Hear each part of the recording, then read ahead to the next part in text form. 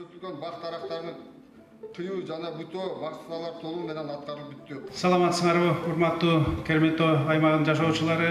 Жолугушуунун эң биринчи себептери жакында биз Ош шаарынын бюджетин кабыл алабыз. Ошого силер элдер менен жолугуп кандай орчундуу маселелер бар, көйгөйлүү маселелер бар дегендей ошонун баарын кеңешип, ошол маселелер боюнча сөз алып барат элек жыйында. Бизде шаар ичинде Калинин деген көчө бар. Шаардын так ортосунда бул Кара Сууга карайт. Тельман деген көчө бар, бул Кара Сууга карайт. Бирок шаардын ортосунда турат. Шаар буга каражат бөлбөйт. Жолдун баары тешилип бүткөн. Шаарга айтса бул Кара Суунуку дейт. Кара Суу айтса шаардын ортосунда турат дейт. Иш жүрүп атат буюрса.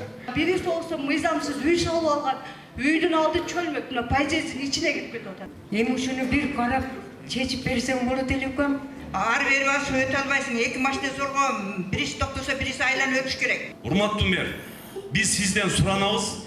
Эң көйгөйлүү маселе ушул Кызыл Кыядан баштап Баткенге чейинки кетип аткан таксилердин стоянкасын тез арада чечип берсеңиз болбой калды. Которо тургандар. Бар ошондо. Барбы? Ошондо ошол жерлерди жасап. Которбойсуңар ошол жака.